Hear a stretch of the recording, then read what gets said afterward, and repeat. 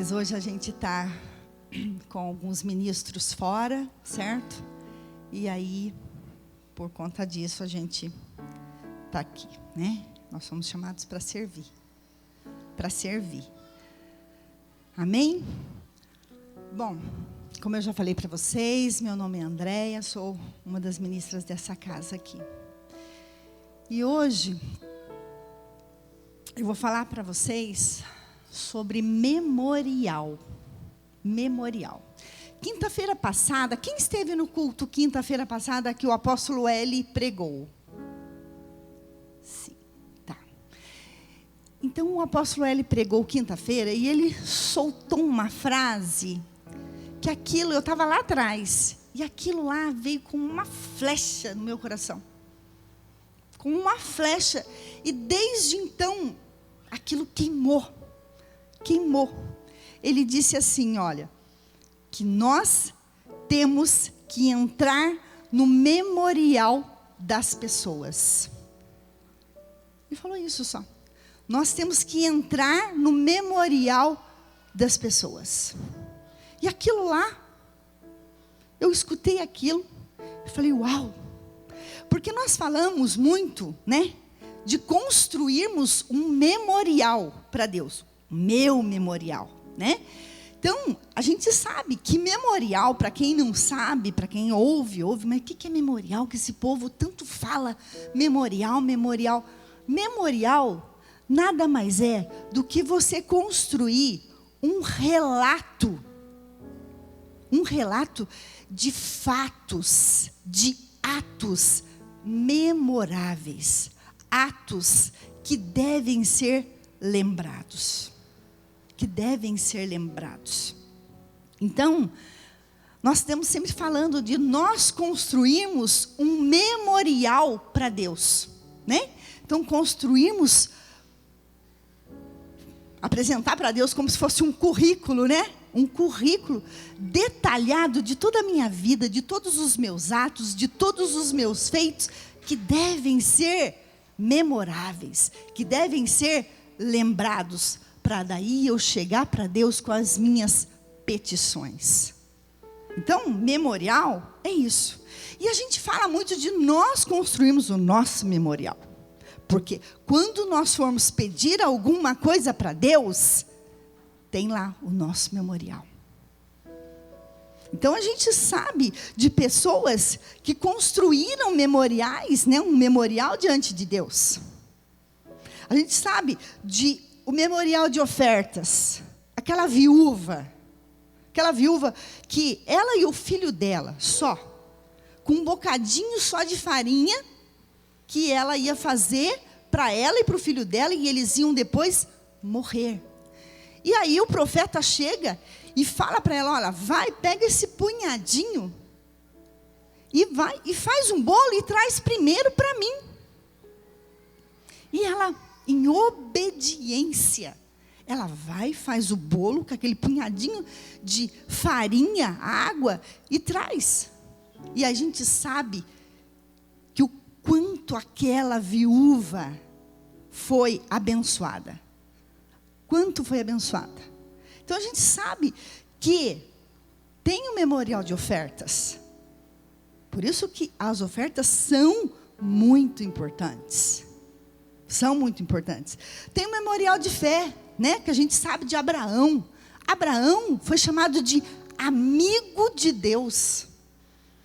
Olha que honra, que demais você ser chamado de amigo, amiga de Deus. Você já pensou? Aquele lá é meu amigo. Deus falando isso.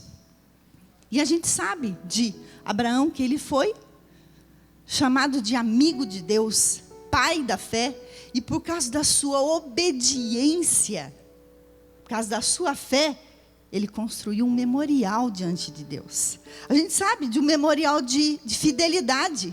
Jó, todo mundo conhece a história de Jó, né? A fidelidade dele para com Deus, diante de tudo que aconteceu na vida dele. Então, ele tinha um memorial de fé, de fidelidade a Deus. Nós temos, muitos, memorial de obediência e santidade, Daniel. Daniel foi moço, muito jovem para a Babilônia, exilado, né? O exército chegava, vencia e pegava aqueles moços e levavam como reféns, como os vencidos. E Daniel foi para a Babilônia, moço, jovem. A Bíblia, os estudos, fala que ele tinha por cerca de 13, 14, 15 anos, um jovem, um adolescente. E ele foi para a Babilônia. E a Bíblia diz, vocês conhecem a história também, que ele não se contaminou com a comida, com os manjares do rei. Porque eram comidas, eram manjares oferecidos aos deuses, oferecidos a Baal. Então, ele não quis se contaminar com aquela comida.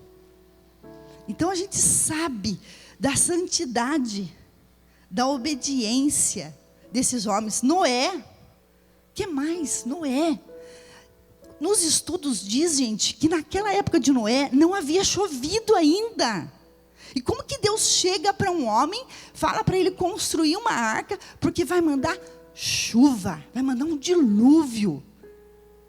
E somente um homem de fé, de obediência, acredita que Deus vai mandar chuva, sendo que ele nunca tinha visto chuva.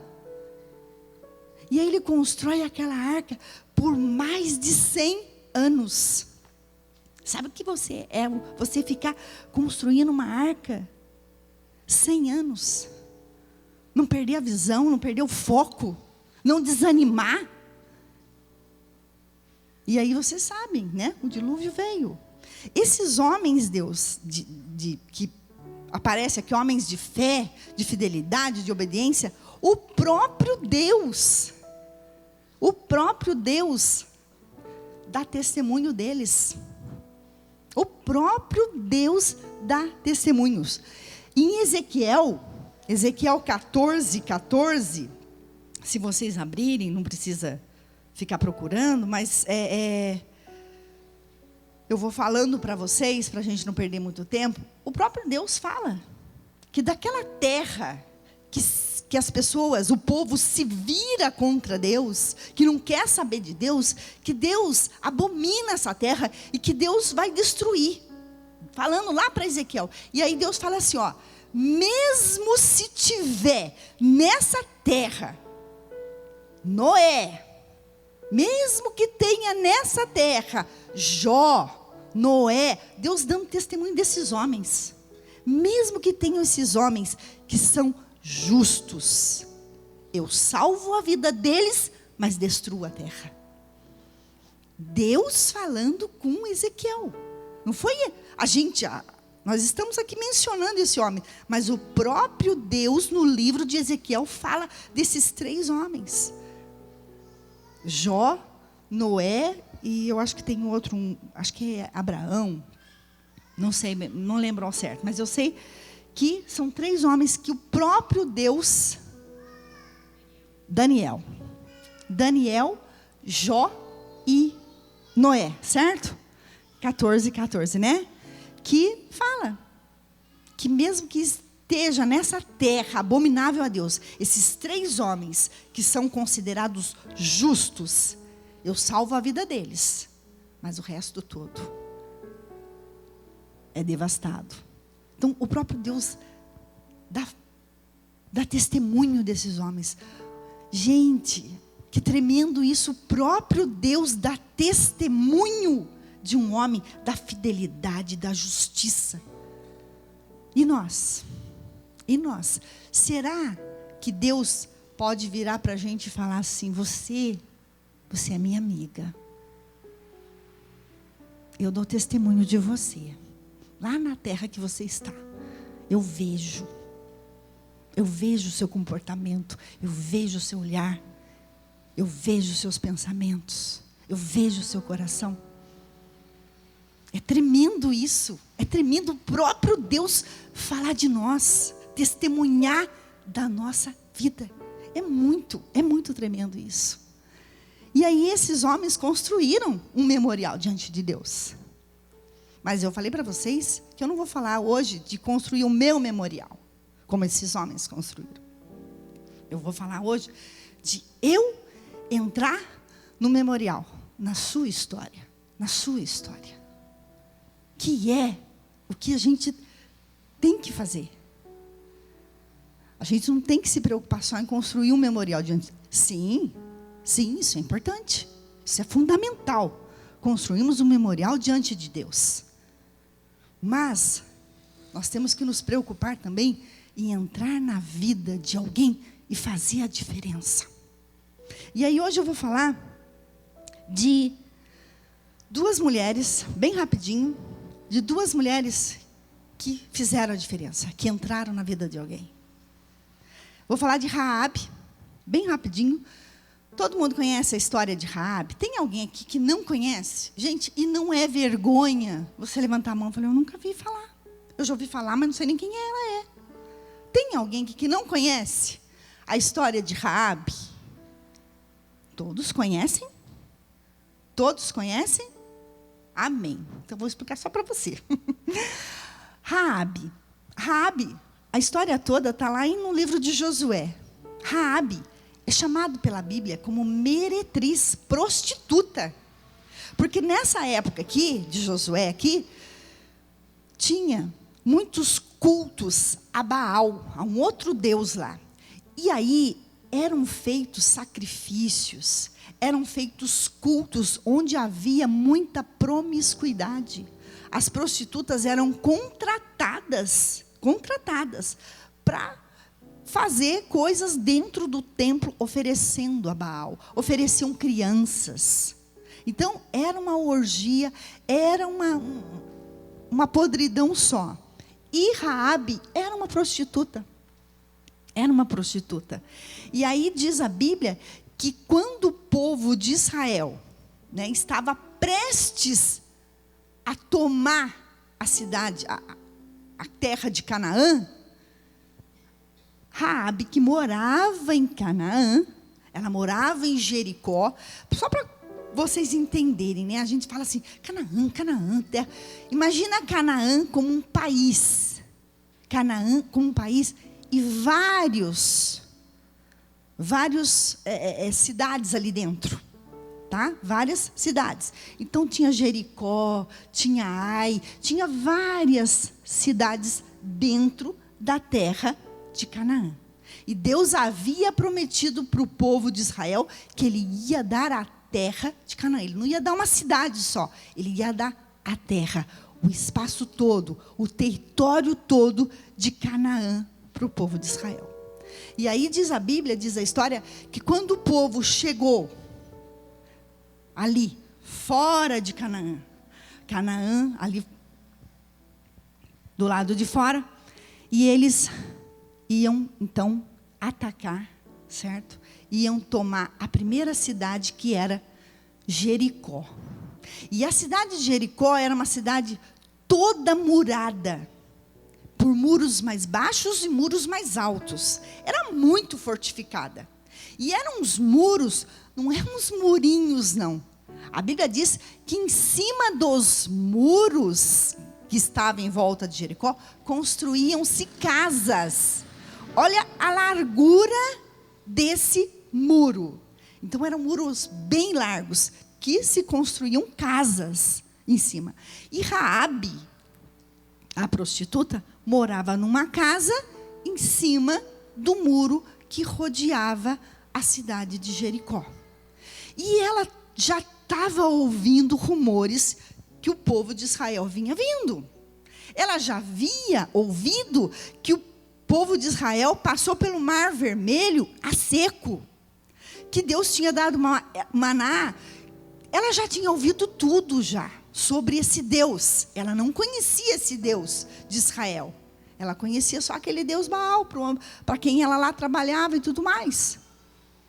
E aí, quando ela descobre, quando ela sabe que o povo está lá fora, prestes a atacar, a entrar, ela fica assustada. E Josué, que era o comandante nessa época do povo de Israel, manda 2 espiões lá para Jericó. Falou: vocês vão lá, olhem tudo a terra, vejam tudo, explorem tudo e me tragam notícias. Como que nós vamos fazer? E aí vai esses 2 espiões até a cidade de Jericó e se hospedam na casa de Raabe, que ela era meretriz, era uma prostituta, mas ela tinha também uma certa pensão, né? Pensão. E aí, esses 2 homens foram para a casa dela, para se instalar lá. E o rei fica sabendo que tem 2 espiões na casa de Raabe, que estavam espionando a terra, porque iam tomar a terra. E aí o rei manda mensageiros, manda soldados para a casa de Raabe e fala: olha, tem 2 espiões aí, que eles estão aí para olhar a terra e tudo mais, então é melhor você entregar eles, falar para eles. E aí Raabe, com medo, com temor ao seu coração, daqueles homens que fazia parte de um povo de Deus. Ela sabia, não sabia como, mas ela tinha uma confiança, uma fé no coração, que Deus ia tomar aquela cidade. Porque Deus tinha prometido para o povo dele que iria dar para eles a terra de Canaã. E Jericó estava dentro de Canaã. Então ela teve um temor, ela teve um medo, que quando os mensageiros chegaram na porta dela, a Bíblia diz, fala assim: olha, realmente, esses 2 espiões estiveram aqui na minha casa. Estiveram aqui na minha casa, ficaram por um tempo aqui, mas já foram embora. Antes de fechar os portões, eles foram embora. Corram, que quem sabe dá para vocês pegarem ele ainda. E ela tinha escondido esses 2 espiões na parte de cima do seu telhado da sua casa. E aí aqueles, os guardas, os mensageiros foram embora, e aí ela sobe lá em cima do telhado e fala: olha, aconteceu isso. Eles foram embora. E vocês agora comam, durmam, descansem, e depois vocês vão embora, vão pela montanha, ficam uns 3 dias escondidos lá ainda, e depois vocês voltem para o acampamento de vocês. Então ela arriscou a vida dela. Para proteger aqueles 2 homens, aqueles 2 espiões. E aqueles espiões falam para ela. E aí, na hora que eles estão indo embora, ela fala assim: olha, eu só peço uma coisa para vocês, que quando vocês vierem atacar a cidade, porque eu já ouvi falar do Deus de vocês. E aí Raabe, sem conhecer direito o Deus de Israel, o Deus, o grande eu sou, mas ela dá testemunho. Ela fala com a boca dela que ele é o Deus acima de todos os deuses. E ela fala: olha, ele é Deus que abriu o mar, que abriu o Jordão, que deu maná, tudo. Ele é Deus. Ele é Deus. Então eu só peço uma coisa para vocês: quando vocês invadirem, por favor, protejam a minha família, meu pai, minha mãe, meus irmãos e minhas irmãs. Ela não estava nem preocupada por ela. Ela pede, se vocês forem ver a história toda em Josué, ela pede pela mãe, pelo pai, pelos irmãos, pelas irmãs dela. E aí os espiões falam assim: olha, coloque esse cordão vermelho na sua janela, que quando nós entrarmos para atacar, nós vamos ver o cordão vermelho pendurado na sua janela e nós não entraremos. Vocês serão poupados, vocês serão salvos. E a gente sabe da história, né? Que o povo deu 7 voltas, no primeiro dia, primeira volta, marchando. 6 dias eles marcharam em volta de Jericó. No 7º dia eles deram 7 voltas em volta de Jericó. E daí depois eles darem 7 voltas, eles gritaram. E todos os muros, todas as muralhas de Jericó veio abaixo, no grito. no grito. E aí, no meio dos escombros todo, a casinha de Raabe lá, em pé. Em pé, com o cordãozinho vermelho lá. E aí ela é salva, ela entra para o meio do povo, ela entra para o meio do povo de Israel, casa com um homem, Salmão, tem Boaz, gera um filho Boaz, e aí a gente sabe que Boaz vai gerando até chegar em Davi. Boaz foi bisavô de Davi. Ela entra para a linhagem de Davi. Ela entra para a linhagem de Jesus. Lá, em Hebreus, no capítulo 11, no versículo 31, que aparece a galeria lá dos heróis da fé, que fala de Abraão, fala dos homens da fé. Está lá, Raabe. Raabe, uma prostituta, né? Fala de Raabe, a meretriz, a prostituta, mas que pelo coração generoso dela, ela vai, ajuda os espiões, pela confiança, pela fé que ela tinha num Deus que ela ainda não conhecia. Ela ainda não conhecia esse Deus. E ela entra na história, na vida de 2 espiões que foram salvos da morte. Ela entra na vida de um povo de Deus, que entra e toma a terra. Ela entra na vida de Davi, o rei Davi, que era o homem segundo o coração de Deus. Deus fala isso. Quando o profeta Samuel chega para Saul e fala assim: olha, pode parar, você está fora do trono. Você andou fora dos caminhos de Deus. Deus não quer mais você. Deus não quer mais você, Saul. Deus já encontrou um homem segundo o coração dele. Eu acho tremendo isso, gente. Deus falar: eu já encontrei um homem segundo o meu coração. Eu acho o máximo isso. Deus falar para Abraão: você é meu amigo. Deus dá testemunho para Ezequiel de Noé, de Jó, de Daniel. E falar de Davi: eu encontrei um príncipe, um rei segundo o meu coração. Eu acho tremendo isso. Oxalá que a gente chegue nisso, de alcançar esse orgulho de Deus, esse prazer que Deus tem quando olhar para nós. E aí, por causa desse coração bondoso, esse coração generoso de Raabe, ela entrou no memorial, ela entrou na história de alguém. E aí ela gera um filho, que é Boaz, que também tem o mesmo coração dela. Tem o mesmo coração. A gente vê a história de Boaz, a benevolência, a bondade, a generosidade que ele tratou com Ruth, que ia lá e pegava as espigas, o resto, os trabalhadores dele todo. Ele era muito rico, ele era um homem rico, mas a riqueza dele estava no coração dele, na generosidade dele. E ele chama ela e fala: olha, não precisa pegar mais resto, vou te dar um trabalho, você pode trabalhar, você pode pegar o quanto você quiser. A benevolência, a generosidade desse homem. O que acontece? Ele tinha o coração da mãe dele.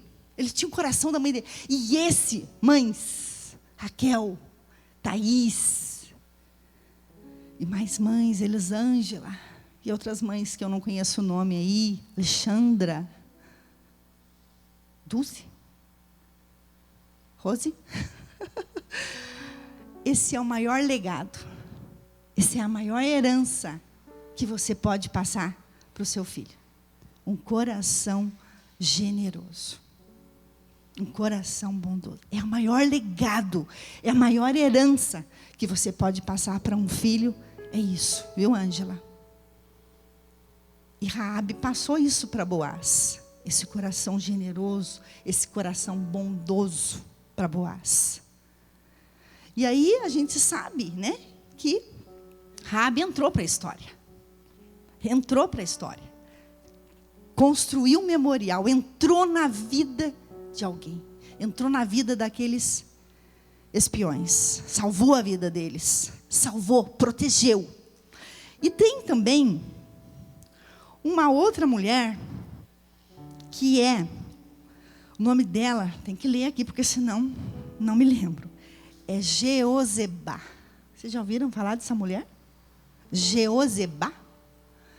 Tem versões na Bíblia, traduções que é Jeozebate, mas tem versões que é Jeozebá. Jeozebá foi uma mulher que também entrou no memorial na vida de uma pessoa. Mudou a vida de uma pessoa.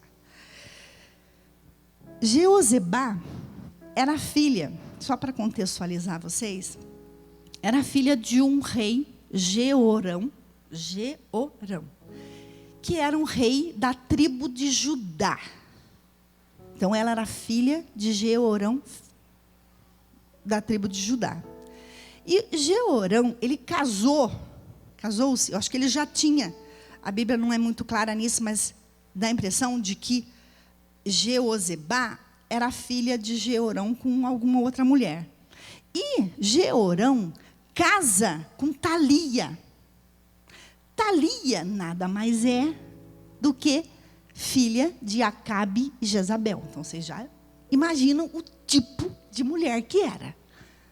Tendo como pai Acabe, tendo como mãe Jezabel, era uma flor, né? Era uma flor, era um anjo de candura, Talia. E ela casa com Jeorão. E tem um filho, Acasias. Filha, né, dela, Talia, com o marido Jeorão, que era um rei da tribo de Judá. De onde vem Jesus? Da tribo de Judá. Jesus vem da tribo de Judá. E aí, essa mulher, ela manipulava o filho. Do mesmo jeito que Jezabel manipulava Acabe, a filha também manipulava todo o filho ali. Então, o filho era rei, mas quem comandava ali, né, depois que o pai morreu, Acasias virou rei, mas quem comandava era ela, porque ela manipulava o filho. E Acasias morre. Opa! Ele morre, e ela gostou tanto de ser poderosa, de reinar, mesmo que por trás, né, do filho, que ela manda matar todos da tribo de Judá, porque alguém ia ter que assumir o lugar do filho, Acasias, que morreu. Alguém ia ter que entrar ali no lugar da tribo de Judá.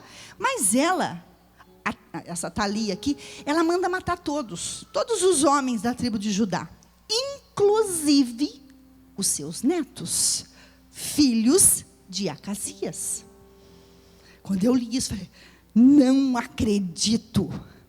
Uma avó mandar matar os seus netos. Na hora eu já lembrei do João e do Joaquim. Falei, Jesus amado, como pode?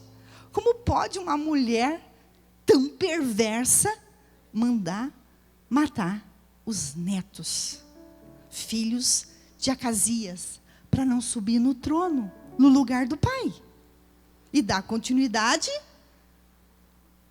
ao reinado da tribo de Judá. Mas Deus sempre levanta alguém, né?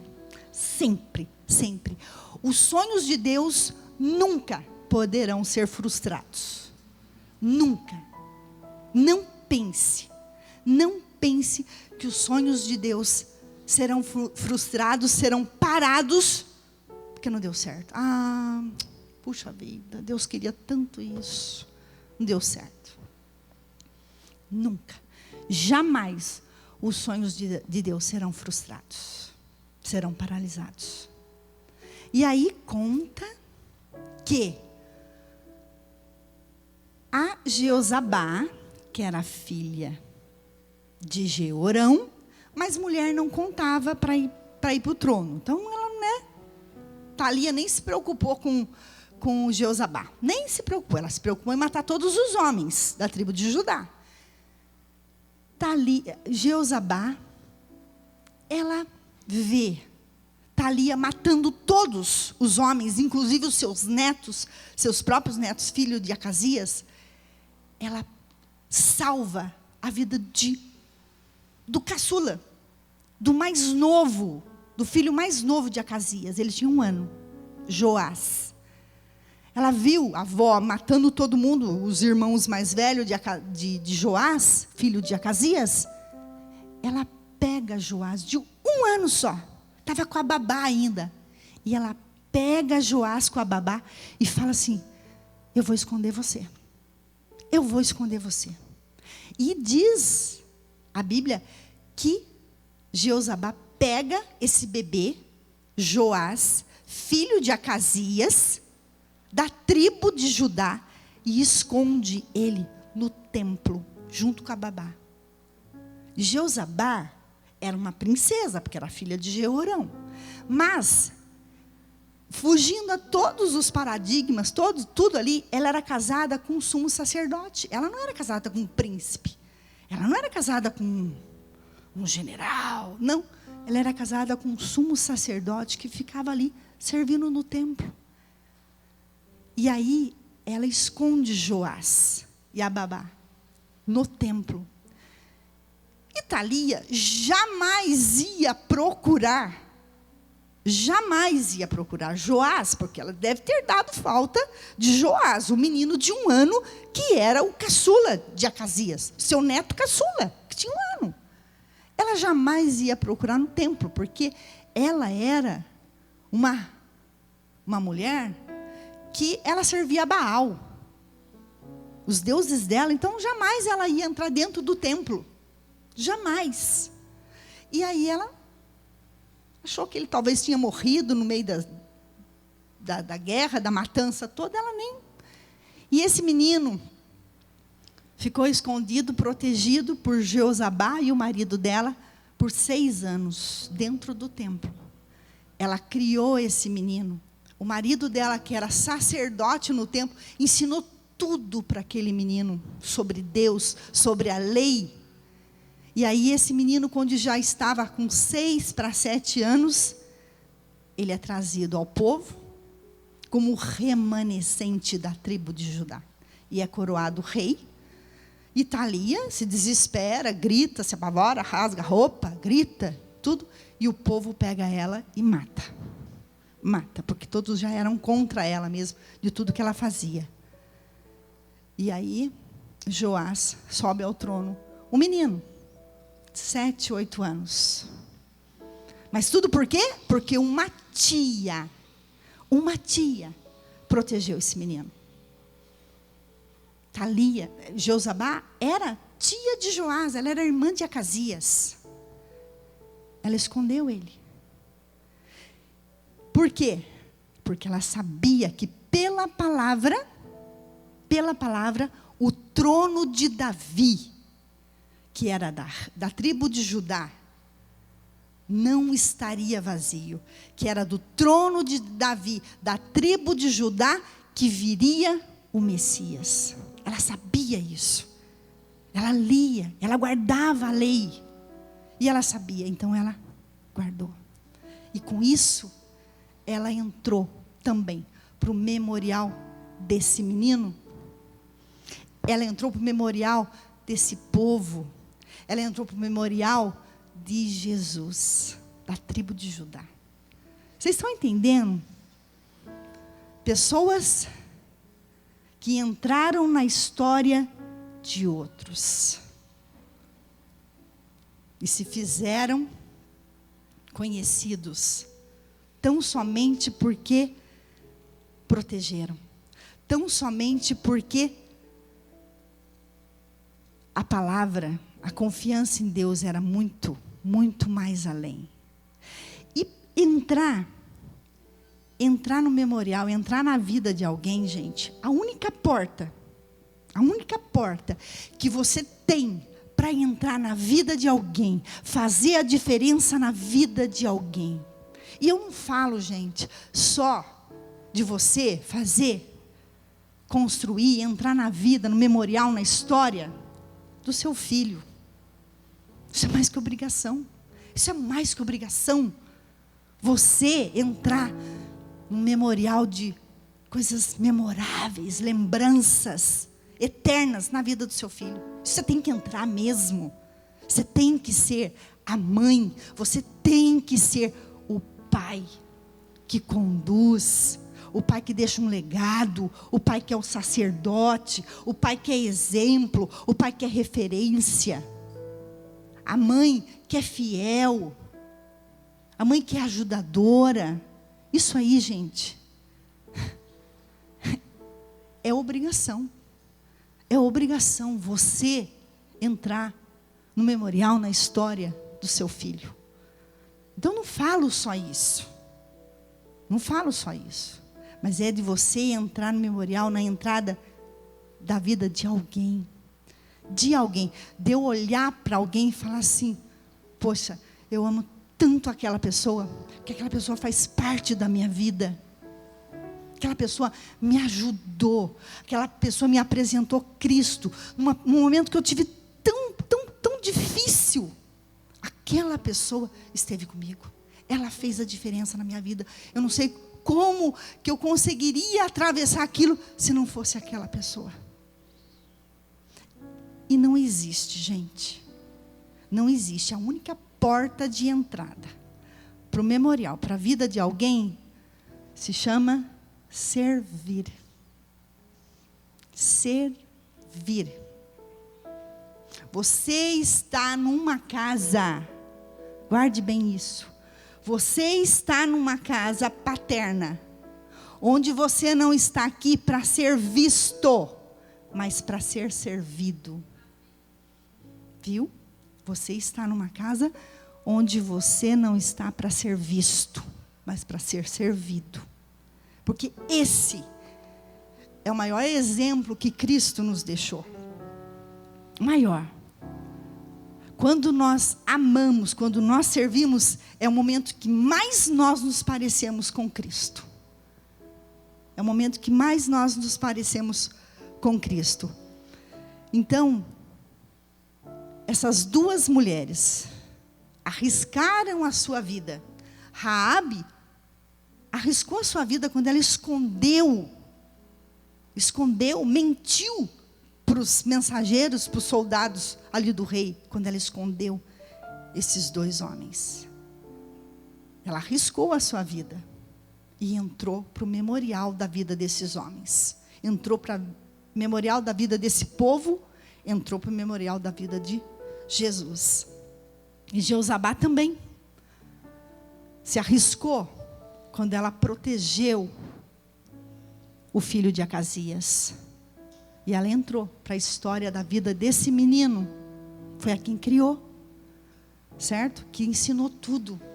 Que quando esse menino entrou, que tão jovem, 8 anos, diz que ele fez um bota fora, um limpa, uma faxina nesse reinado, em tudo. Quebrou tudo que era de Baal. Botou para correr todos os sacerdotes de Baal. Ele fez maior limpeza. Achou, escondido num canto lá, o livro da lei, empoeirado, e trouxe para o povo e apresentou para o povo. Então foi um homem que fez diferença. Mas por quê? Porque Jeozabá entrou na vida dele.